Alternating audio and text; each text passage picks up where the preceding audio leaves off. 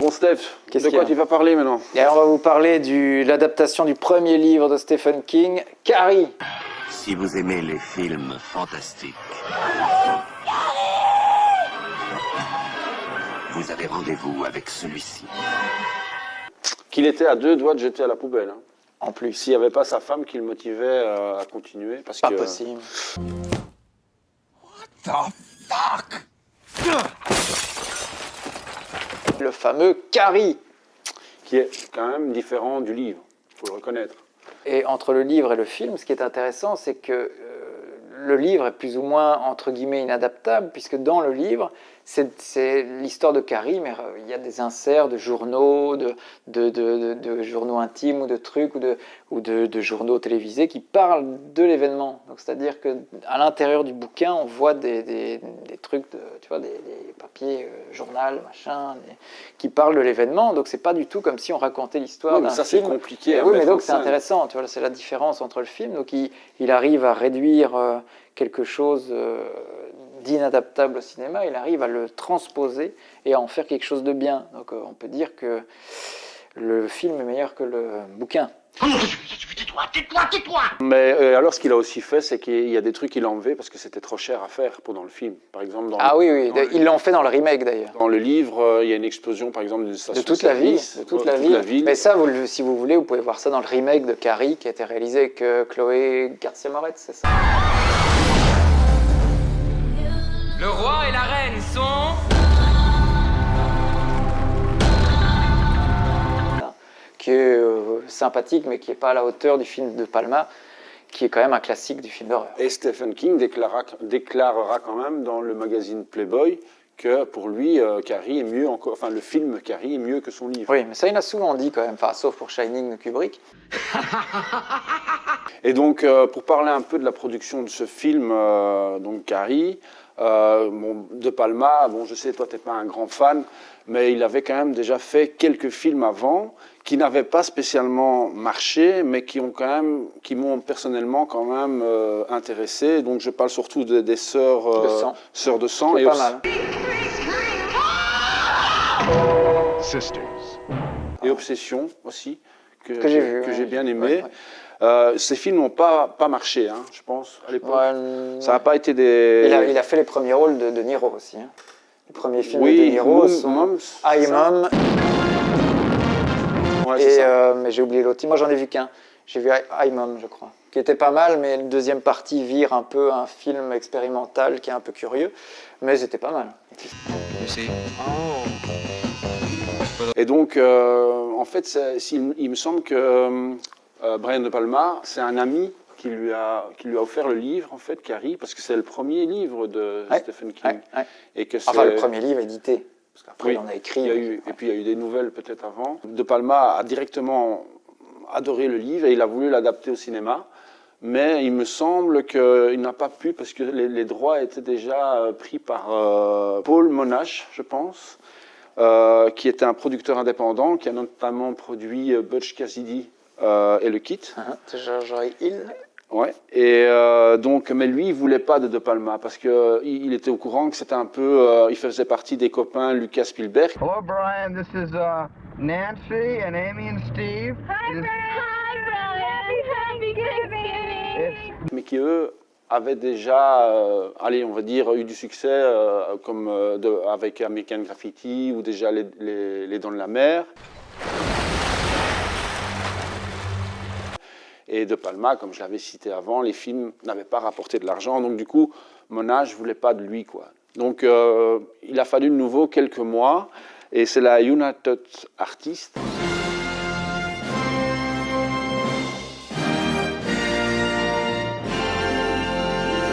qui va racheter les droits et qui, eux, étaient intéressés à ce que Brian De Palma réalise le film.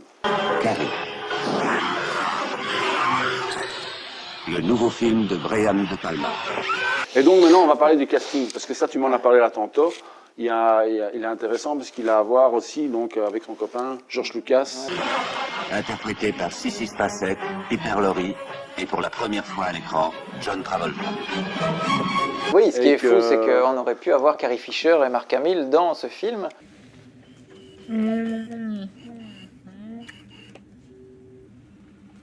Et inversement, Tommy Roux et Amy Irving.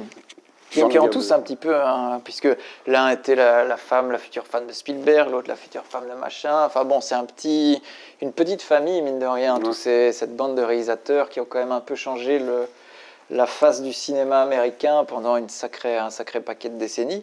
Et il y a aussi, attends, parce qu'on parlait du casting, il y a quand même un jeune débutant qu'on aperçoit dans le film. On parle donc de John Travolta, qui par la suite va travailler encore, mais dans un rôle Ah oui. important avec De Palma Qui dans fait partie des Blow meilleurs. Up, Ouais, qui fait Blow Up. partie des meilleurs.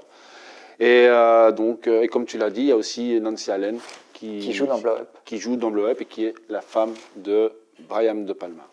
Et qui était la flic de Robocop. Murphy, it's you. Je sais que tu n'es pas friand du cinéma de... Non, moi j'aime bien étant donné que j'aime pas Hitchcock, je peux pas être fan de Palma. Oui, je sais. Surtout que... Surtout que c'est un mix entre Hitchcock et Argento de Palma. Et je déteste Argento et je déteste Hitchcock. Tais-toi! Quand je dis je déteste, c'est exagéré. Il y a des films que j'aime bien. que tu aimes bien, je Voilà. sais. Mais- Mais bon, voilà, il y a quand même ce premier plan séquence dans le film où on les voit jouer au volet. Déjà, directement... C'est un maître de la réalisation, lui. Hein. Ça, Oui, mais c'est- je veux dire, voilà. déjà à ce moment-là, on se rend compte que Carrie est isolée, elle est seule. Et puis, directement après, il y a cette scène des douches.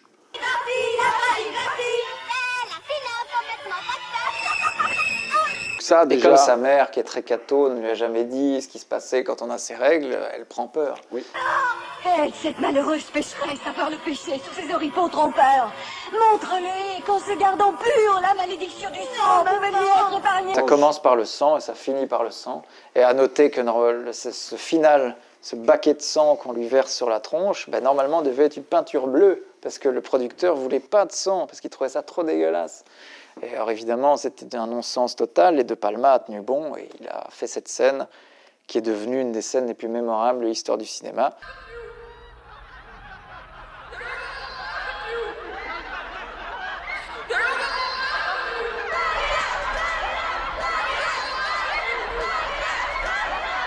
Avec ses split screens incroyables.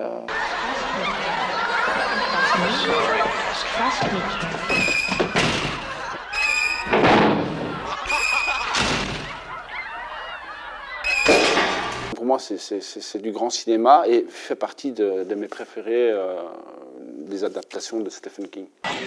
Adapté du plus grand succès du roman fantastique. Et alors, on peut aussi parler de la musique envoûtante de Pino Donaggio, qui est un habitué de De Palma.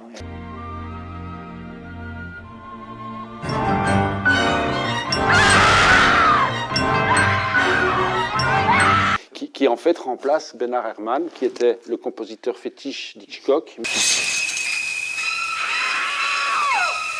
Oui, et de Scorsese après avec Taxi Driver. Oui, mais qui est ouais. décédé pendant le tournage. Donc voilà, c'est une œuvre magnifique, sublime.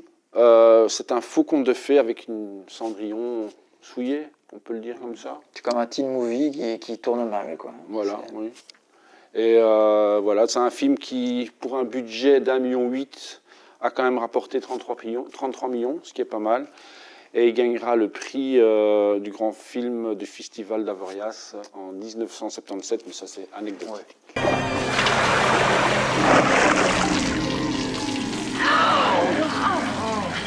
Et à propos de cinéma, il y a deux versions de Carrie. Il y a la version cinéma, mais il y a aussi une version que je ne vous conseille pas, qui a été consacrée pour la télé et qui est censurée, où notamment on ne voit pas les scènes de douche. Donc il est réduit de quelques minutes. Et voilà. Et alors on peut aussi parler des remakes. On va pas vraiment vous les analyser. Que j'ai vu, mais aucun remake, pour moi en tout cas, et je pense pour Stéphane aussi, réussira à égaler la terreur du film du premier. C'était gay, mais je ne m'en souviens plus. Donc je peux t'aider si tu veux, parce que bon, moi j'ai un peu travaillé et je les ai quand même vus. Et donc Carrie 2, la haine, donc ça c'est pas un remake, c'est la suite du 1. Avec une des actrices qui revient, qui est directrice. Amy Irving. Et qui est directrice de l'école et qui voit une jeune élève qui commence, elle le soupçonne, une élève, d'avoir les mêmes pouvoirs que Carrie. Oui, mais bon, en gros, c'est une suite qui reprend quasiment la même histoire. Bon, sauf que là, Carrie, bon, voilà, elle a un look un peu gothique. Faut pas oublier qu'à cette époque, Marilyn Manson était au sommet de sa gloire. Et à la différence, sa mère, elle est dans un asile. Voilà. Tu vois, ça, c'est un peu la différence par rapport au premier. Mais bon, voilà, le film en soi n'a rien d'exceptionnel et il remplacera jamais le premier. The Rage, Carrie 2. Man, we missed another killer party. Ensuite, il y a eu un téléfilm qui a été réalisé en 2002, réalisé par David Carson. Bon, ça, c'est peut-être l'adaptation la plus fidèle au livre, sauf la fin. Mais là aussi, on peut dire que le personnage de de Billy, pardon, qui est interprété par Tommy Roux dans le premier, est un peu plus méchant et un peu moins naïf que dans l'original. Mais mis à part ça, c'est très oubliable aussi.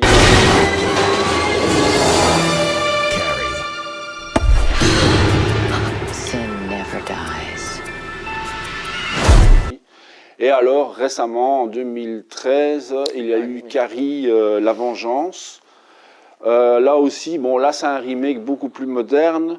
Avec le sang est en numérique, il me semble. Quand on reçoit le sang sur la tronche, c'est du numérique. On ressent ça. Et bon, voilà, par exemple, bon, l'actrice, que j'ai rien contre, que j'aime bien, mais voilà. Elle n'a pas le trouble. Elle est trop jolie. Elle est trop jolie, je trouve, pour interpréter une fille que personne n'aime, quoi. C'est plutôt le contraire. Elle a le genre de fille, justement, qui serait la princesse de l'école, quoi. Ouais. Mais mis à part ça, la seule actrice pour moi qui sort un peu du lot dans ce film, c'est Julianne Moore qui joue la mère. Ah oui, c'est vrai, je me souviens. Ouais. C'est vrai que les scènes avec la mère étaient pas mal. Mais ils ont une relation dans ce film, ils arrivent à discuter. C'est moins froid. Mais bon, voilà. Je me souviens maintenant. Ouais. Je dis pas que c'est nul. Ouais, mais en fait, le remake était meilleur. Je me souviens maintenant. Non, il n'est pas meilleur. Non, mais c'est regardable. C'est regardable. Voilà. Voilà, faut aller vite pour dire c'est regardable, mais bon, pourquoi pas, quoi. C'est comme tous les remakes. C'était une époque où il y avait tous les remakes, ils ont tout fait, quoi. Oui, c'est vrai que maintenant aussi, les Amityville sont remakés, enfin bon. Mais c'est pas le pire, on va dire. Bon, ben voilà, si cette fin de séance vous a plu, n'hésitez pas à vous abonner à la chaîne, à liker la vidéo, à critiquer si vous avez envie, pas trop, parce qu'il est un peu rancunier. Et ben, à la prochaine pour une autre fin de séance. En vous remerciant, bonsoir.